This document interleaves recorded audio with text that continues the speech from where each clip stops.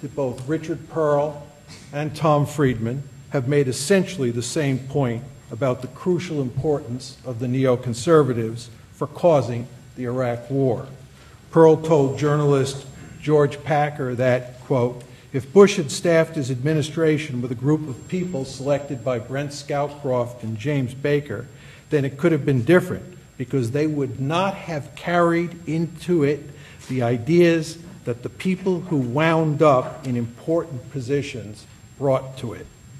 Friedman said in a Haaretz interview in May 2003 that Iraq was, quote, the war the neoconservatives wanted, the war the neoconservatives marketed.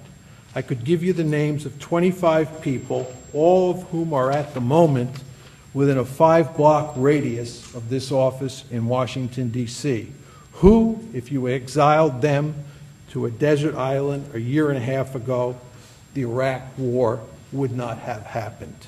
That is our argument.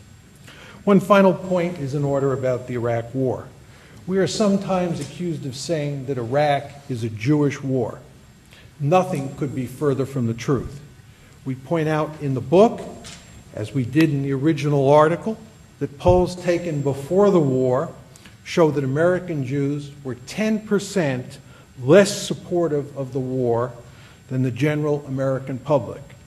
Our argument is that the war was due in large part to the influence of the Israel lobby, especially the neoconservatives within it, not the American Jewish community. And as Steve emphasized, the lobby is defined by its political agenda, not by ethnicity or religion. Let me conclude with a brief word about what we think the U.S.-Israel relationship should look like. To start, the United States should end its special relationship with Israel and treat it as a normal country. The United States should treat Israel the way it treats other democracies like Britain, France, Italy, and India. In practice, this means that when Israel is acting in ways that are consistent with the American national interest, Washington should back the Jewish state. But when Israel is acting in ways that harm U.S. interests, Washington should distance itself from Israel and use its considerable leverage to get Israel to change its behavior, just as it would do with any country that was acting in ways that might hurt the United States. Regarding Israel's conflict with the Palestinians, the United States should act as an honest broker. In other words, Washington should pursue an even-handed policy toward the two sides. In particular, the United States should make it clear to Israel that it must abandon the occupied territories and allow for the creation of a viable Palestinian state on those lands. Jerusalem should be told that the United States will oppose, not tolerate, its colonial expansion in the West Bank. None of this is to say that the United States should abandon Israel. On the contrary, the United States should defend Israel's right to exist within its pre-1967 borders with some minor modifications. And most importantly, as Steve emphasized twice in his talk, and as we emphasize numerous times in the book, if Israel's survival is threatened, the United States should come to its aid. Thank you.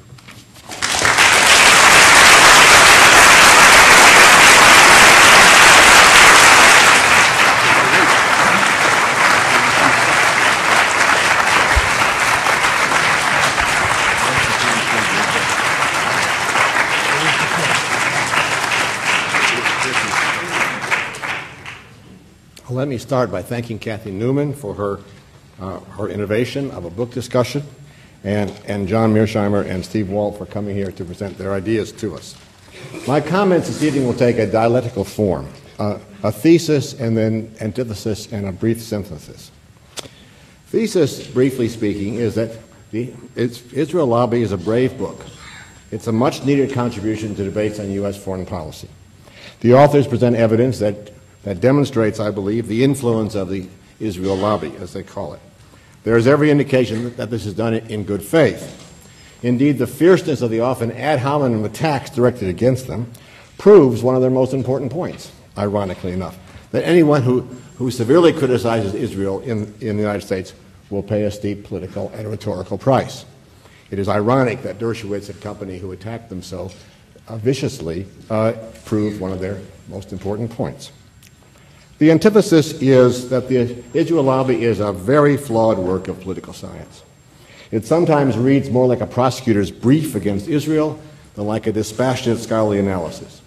Its argument that domestic politics trumps national interest is ironically inconsistent with the author's own realist stance over 20 or 30 years of political science discussion. Most important, the authors make a number of claims about the Israel lobby's impact on American Middle East policy that seem inconsistent with reality.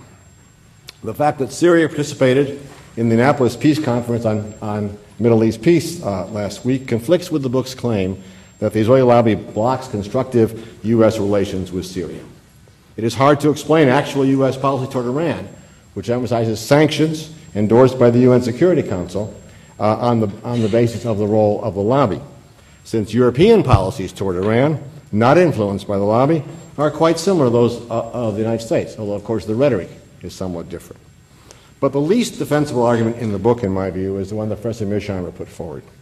In the book's words, that the invasion of Iran, quote, would almost certainly not have occurred, unquote, had the Israel lobby not existed. I regard this claim as highly implausible for reasons I will spell out.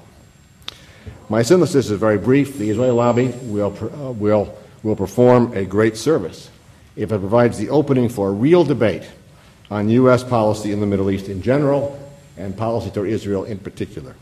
It remains to be seen, however, whether such a debate on the real issues, not on extraneous ad hominem diversions, can occur. So I'm going to elaborate the first two parts of my comments, and the synthesis I will leave to you, the audience, for discussion and debate. I said that the Israel lobby gives every evidence having been written in good faith. The authors have been accused very widely, including by some noted academics, of anti-Semitism and of putting forward a conspiracy theory. As far as I can tell, neither charge is the least bit true. The charge of anti-Semitism is a category mistake. It confuses opposition to a state's policy with prejudice against the ethnic groups that compose the country. American liberals in the 1930s opposed German policy. This did not make them anti-German. People who criticize U.S.-China policy on grounds of Chinese human rights abuses are not thereby xenophobes.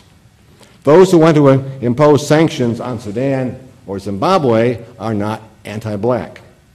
In contrast, American attitudes toward Japanese during World War II were racist. How can we tell the difference? Racists denigrate the character or intelligence of the people against whom they are prejudiced. Americans regularly characterized the Japanese during World War II as subhuman. They did not so denigrate the Germans. There is no denigration of Israel or of Israelis or of Jews in the Israeli lobby. The Israel lobby also does not put forward a conspiracy theory. As you've heard tonight, the authors repeatedly deny such an intention and explicitly develop a contrary argument. They hold that the lobby simply engages in open intergroup politics more effectively than any other group working on foreign policy in the United States. And the evidence, in my view, the evidence that they amass for this proposition is overwhelming. It's not a new discovery, but they make the case in a very convincing way. I note in this regard that almost 40 years ago I did a study, an obscure study, of what I call the big influence of small allies, which looked at a number of small allies of the United States and came to the same conclusion, that the American Israel Public Affairs Committee was a strong force on policy. I also, in my time as an amateur Democrat working against the Vietnam War, encountered this as a practicing politician. Indeed, charges of anti-Semitism and engaging in a conspiracy theory should boomerang on the accusers. When someone who has difficulty refuting an argument wants to discredit it, it's tempting to attack the speakers. But we, as members of an audience, should react negatively toward those who engage in ad hominem attacks rather than criticizing those who are the targets of such attacks. Now for the other side of the coin. Mearsheimer and Walt make many points, of which I only have time to mention some crucial ones, three in particular. First, they claim that Israel gets more favorable treatment from the United States than other countries of similar importance to American strategic interests. It seems to me that the evidence supports this claim. The amount of aid Israel gets dwarfs what other countries get, especially other relatively wealthy countries. But why is this so bad? American foreign policy has always reflected the sentiments of its people, going back to the support of Thomas Jefferson and James Madison for revolutionary France, which was not in America's strategic interest. The American people were sympathetic with Cuban revolutionaries before 1898. They have generally favored Greece over Turkey for similar reasons of ethnic politics. There are many more Greeks than Turks in the United States. And they have supported Britain, over Argentina in the Falklands War. None of these judgments rested on strategic interests. The United States is a democracy, and one of the functions of foreign policy in a democracy is to express the identity of the democratic republic, its values. Up to a point, this is quite justifiable, up to the point at which you run into serious foreign policy trouble. The United States has often, recently, been in a situation where it's so much more powerful than its adversaries that it can afford to have some space to express itself through foreign policy. Secondly, Mearsheimer and Walt are at pains to debunk pro-Israeli moral claims to the effect that the United States should protect a brave little democracy. And you've heard Professor Walt deny that Israel is morally superior to its Palestinian adversaries. They're certainly right that Israel is stronger than its neighbors, and that it's not a tiny little country besieged by powerful neighbors, and that many of its policies are flawed. On the other hand, Israel accepts its neighbors' right to exist, which cannot be said for all of its adversaries. The standards that Mearsheimer and Walt apply to Israel are particularly severe ones. Now, more generally, if you scratch any democracy, you will find flaws. We live in a country that is flawed by a history of genocide toward indigenous peoples, slavery, institutionalized racial discrimination, racism in public speech as well as attitudes, and pervasive gender discrimination. Discussions are now occurring in Washington about the use of torture by the United States in recent years, arguably in violation of the U.S. military codes of conduct as well as international law. Now, these flaws do not disqualify us from criticizing others, but they make it very problematic to impose too demanding standards or to be too highly moralistic. And it seems to me that the moral arguments that are made in Chapter 3 of the book make some valid points, some valid critiques of Israel. Certainly it's not an unflawed country, but overall they lack the sense of balance and ethical modesty that one might expect from realist scholars. Third, the most serious flaw in the Israel lobby is the claim, which Professor Mearsheimer has defended just now, that the Iraq War would not have occurred without the lobby's activities. You heard Professor Mearsheimer say that it's hard to imagine the war occurring except for the lobby. And in the book, they say, as I quoted, that the invasion, quote, would almost certainly not have occurred had the Israel lobby not existed. It's a very strong causal claim. Strong causal claims require strong evidence. To me, the Iraq War seems to be a clear case of an overdetermined event, a single sequence of actions with many motives and many political reasons. And it's not difficult to list 9 other reasons for the war, apart from the lobby, which are at least as plausible as the lobby as a cause of the war. First is a genuine fear of weapons of mass destruction, which many people, even those opposed to some opposed to the war, thought Saddam had, and which he pretended to have, to be fair. Secondly, a Hobbesian desire by American leaders to dominate the Middle East. Arguably, this was one of the neocons' objectives, had nothing to do necessarily with Israel. A desire to rid the Iraqi people of a loathsome dictator, one reason that a number of idealistic people supported the war. By the way, I should say that Professor Mearsheimer and Walt and I were on the same side in opposing the war early, and they were even earlier than I was, so I have a lot of respect for their public statements on this issue. Fourth, there was a genuine desire by some people to promote democracy in the Middle East. Tom Friedman's an example, misguided as that may have been. Fifth, many people think that the war was partly a personal response by President Bush to the fact, it is a fact, that Saddam tried to assassinate his father. A sixth possibility, Ambassador Galbraith has expressed this as one of his concerns, is guilt about abandoning the Shiites to Saddam in 1991. when there were promises made to the Shiites that were not kept after Kuwait was liberated. A seventh reason is that promises were made to the Kurds to protect their freedom. This was Ambassador Galbraith's concern. And eighth is a desire, which some people had, to deter dictators in general by making an example of Saddam. And the claims that the administration made for Libya caving in on nuclear weapons had to do with we cowed Libya into submission because they saw what happened to Saddam. And finally, and this is my favorite, has not been mentioned, there was, I think, a strategic imperative for the United States to remove troops from Saudi Arabia. The U.S. had tens of thousands of troops in Saudi Arabia. Al-Qaeda derives from the American troops in Saudi Arabia. The United States wanted to get those troops out, and you notice they left right away after the war. It wasn't, you couldn't blink an eye, those troops were gone from Saudi Arabia. There was a desire to remove those troops. They couldn't be removed as long as Saddam was sitting on the border. So, and now these are not, I'm not advocating these 9 reasons, but they're all at least as plausible as the Israel lobby. Well, with one sequence of events and at least 10 plausible reasons, it's impossible to say coherently and with a high degree of certainty as a political scientist that any given reason was necessary. And as political scientists, Mearsheimer and Walt should have recognized this rather elementary methodological point. Now, in response, President Mearsheimer tonight has presented what he called evidence for the proposition that the Israeli lobby was crucial. The first, his first set of evidence, he's then denied was evidence, he's right, the speculations of pundits. They're not evidence. Secondly, the fact that Israel supported the war. Well, the fact that Israel supported the war is not evidence for the proposition that the Israel lobby was instrumental in the war. Neither is the fact that the lobby supported the war.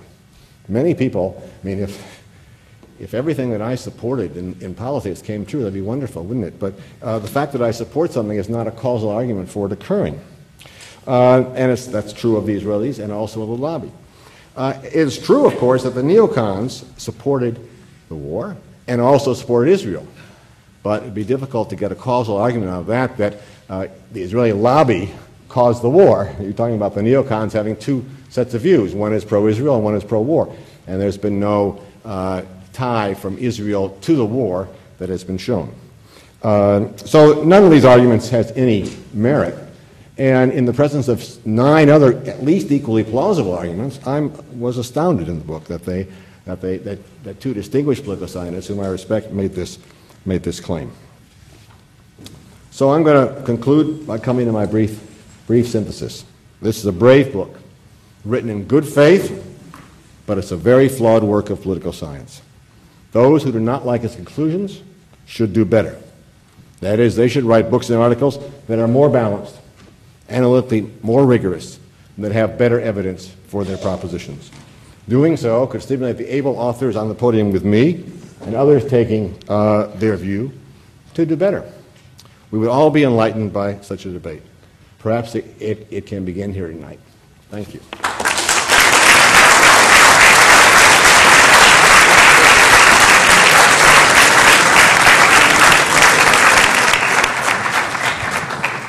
I want to thank the authors and our distinguished commentator for showing us what universities are really for, which is to be forums in which the most serious problems of our time are debated openly and with great seriousness of purpose. And now it's time for the audience to join us in this debate. We have several standing microphones for you to ask questions. If it's possible, given the crowded aisles here, I'd actually like to invite the students and faculty at Princeton to take the microphones first if they have questions or comments before we invite our neighbors and our residents here in Princeton to join us as well, because this is a forum provided primarily for the university audience, though we're delighted to have members of the community with us tonight. So if you're able to make it to the microphones, you're most welcome. I'd like you to recognize, though, if you do, that we have a television crew here from Canal 4, French television. Bienvenue. We're happy to have you. If you do get up and ask a question, though, you should understand that you are being filmed. You're sort of providing your consent, so to speak, for doing so. You will be famous in France. If you have any objection to that, you should just say so, and we'll ask them to turn off the cameras. But it is sort of the convention to let people know that if you step up to a microphone and there's a camera running, that you will be filmed. Are there students and faculty colleagues who would like to join us at these standing microphones? And I would be grateful if you would limit yourself to asking questions so that our speakers can actually provide you with some answers.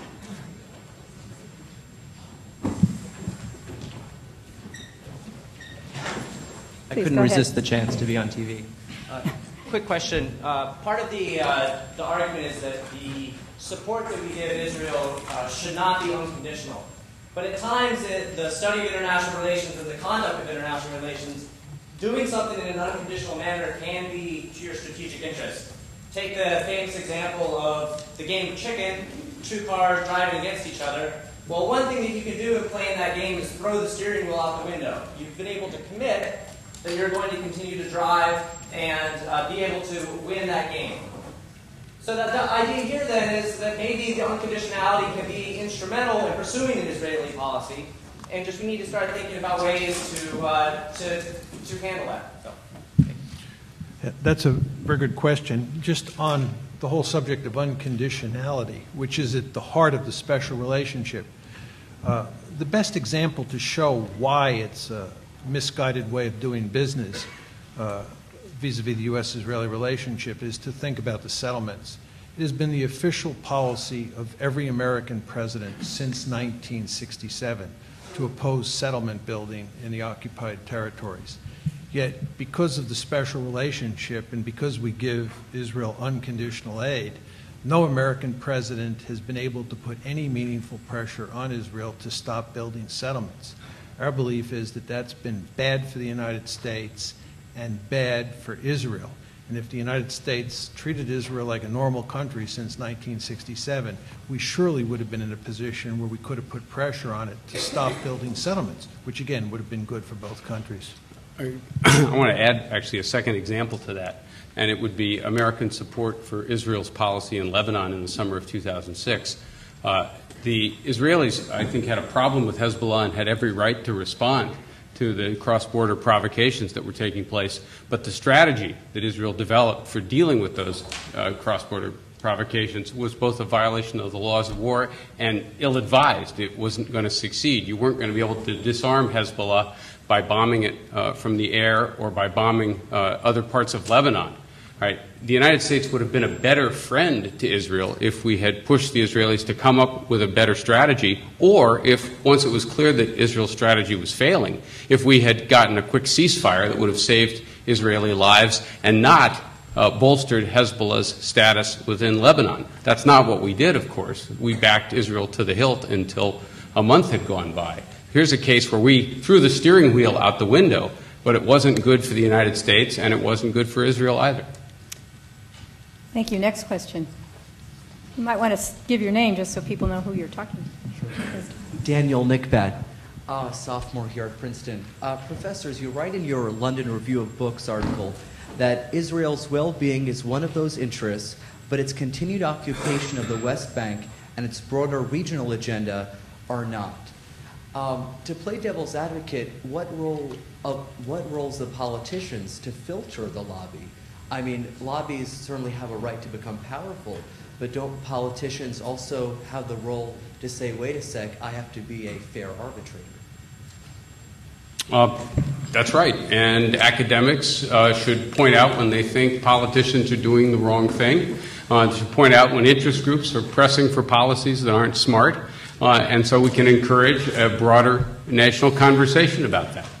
But the key point is that you're making is that the lobby is acting like a normal interest group. Our basic argument is that the Israel lobby, like the National Rifle Association, like the Farm lobby, and like the Cuban lobby, is pushing policies that are not good for the United States. And what we need are more people criticizing those policies. Or we need a lobby that's pushing for a more sensible set of policies in that region. Hi, my name is David Levitt, and I'm a sophomore here at Princeton. I have a two-part question. First, Professor Mearsheimer, for you, you're known as a realist. Realist theory generally claims... You need to come down to the microphone. Or you need to get shorter, one or the other. Realist theory generally claims that domestic influences have minimal influence over interaction between states. How does the Israeli lobby play together with this theory? And secondly, Professor Walt and Professor Mearsheimer, you have been criticized often for not defining the Israeli lobby, what it is, and you've grouped together, very different groups. You've grouped together on the left side the Americans for Peace Now, together with the Christian Zionists, with Gentile neoconservatives, and in fact, in your paper, in the London version of your paper, you have said not all American Jews are part of the lobby because Israel is not a salient issue for many of them, thus implying that all American Jews who have positive views toward Israel could be considered part of the lobby. How do you pick and choose? Do you go by issue, pick and choose which is the lobby, or is it always the neocons? What is it? I am definitely a realist, as is Steve.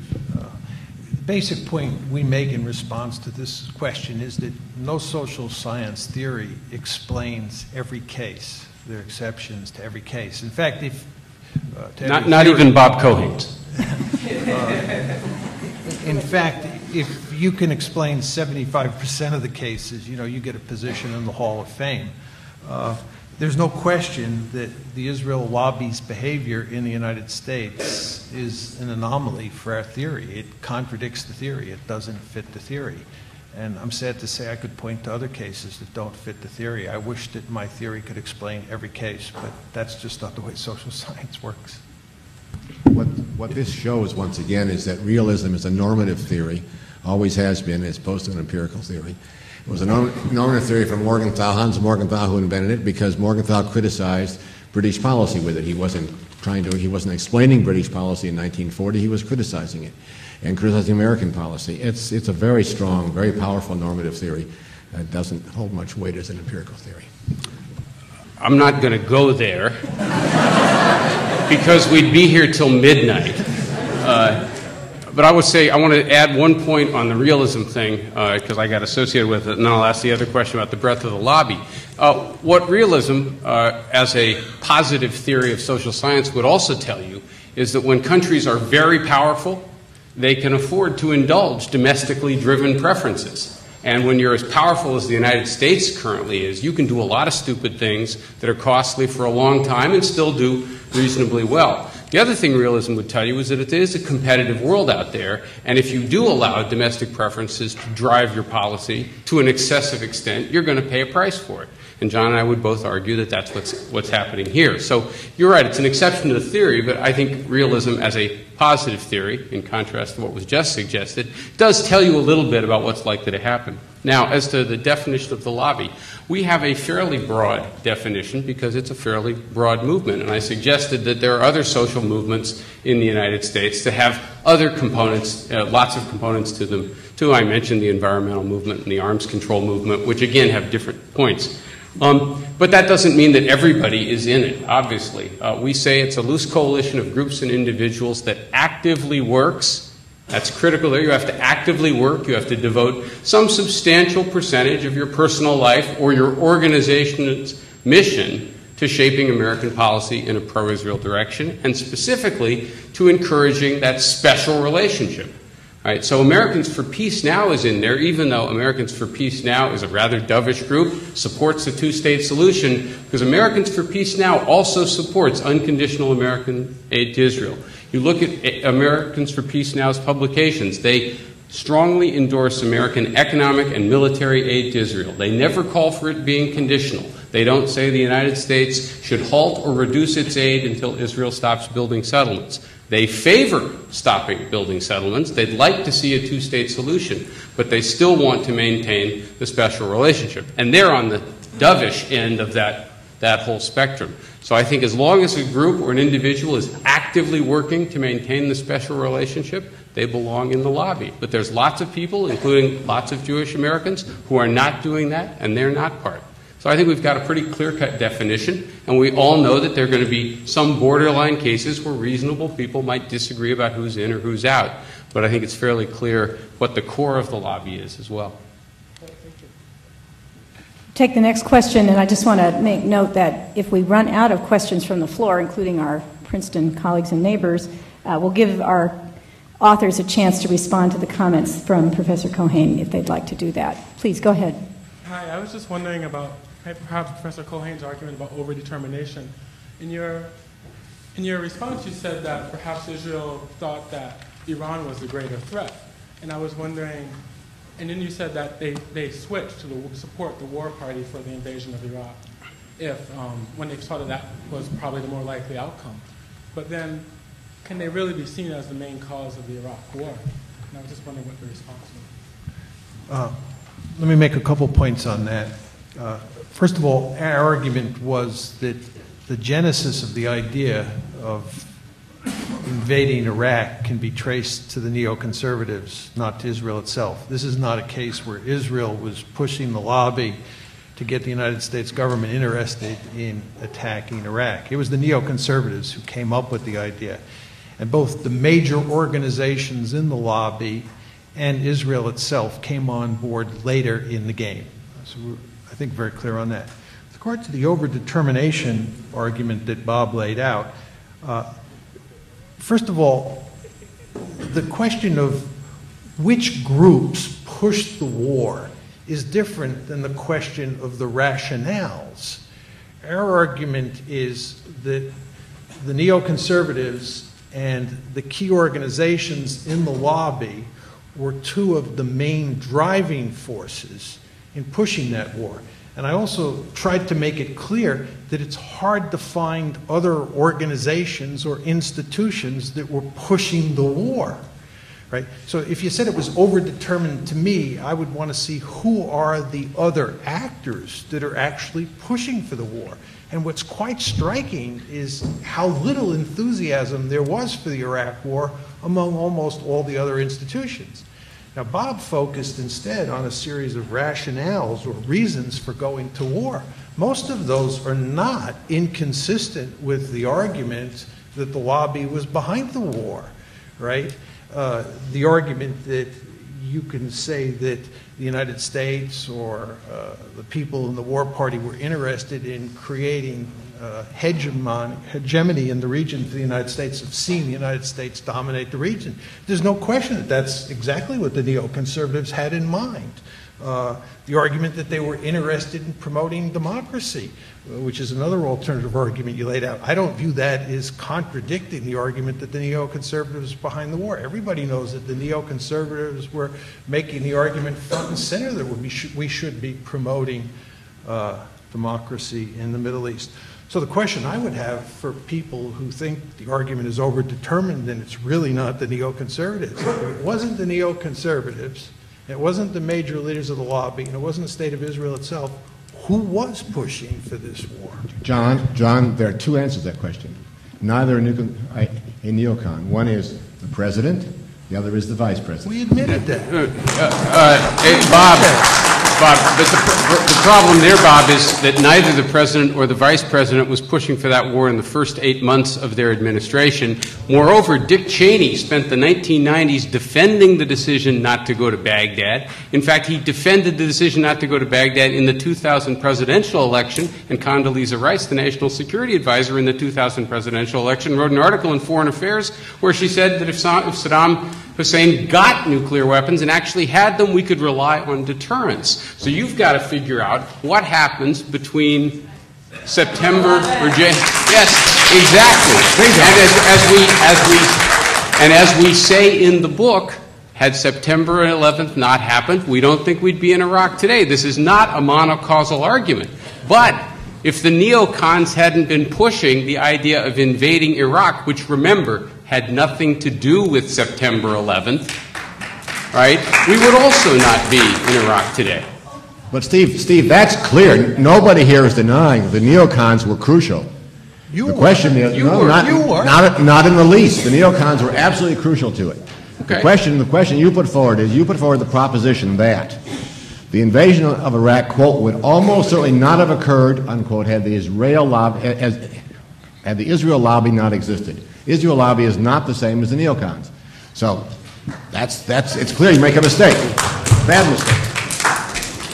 Okay, I didn't think I'd have to separate these two sides of the table. I thought I didn't have my problems out here. Yes, could you identify yourself? I think What is your name? Historical. Oh, I'm sorry. I'm a professor of molecular biology.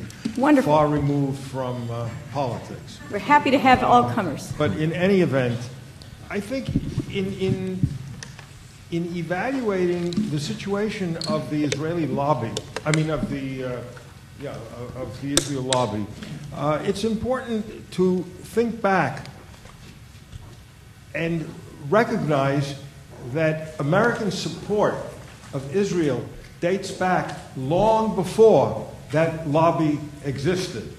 American support for Israel began at the moment of its birth, and it was based from the very beginning and continued by every Republican and Democratic administration until the present one. And based on what? On a combination of enlightened self-interest and American idealism. And too much has been implied that these factors have not underlied the activity of the U.S. government and with respect to the Iraq War. Thank you.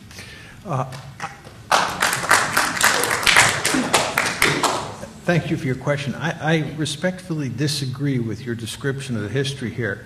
And I just want to talk about the special relationship and its history.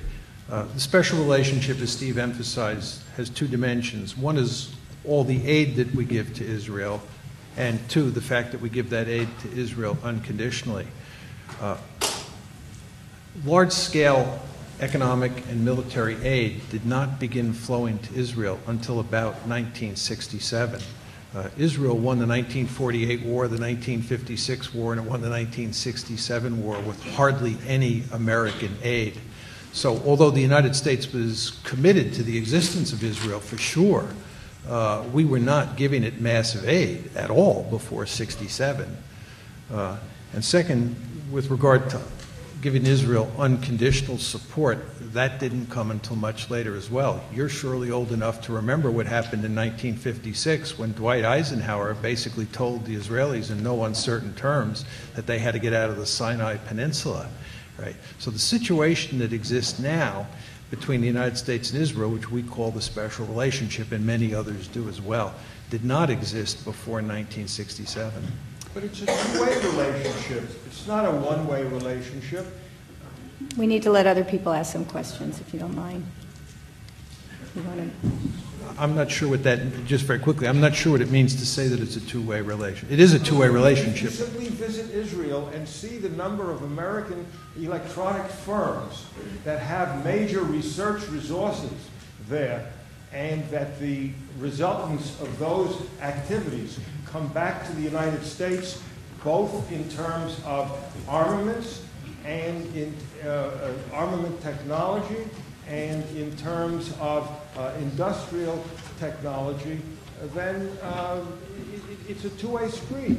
I think we're going to take another question. We don't give, sir, without expecting to get in return.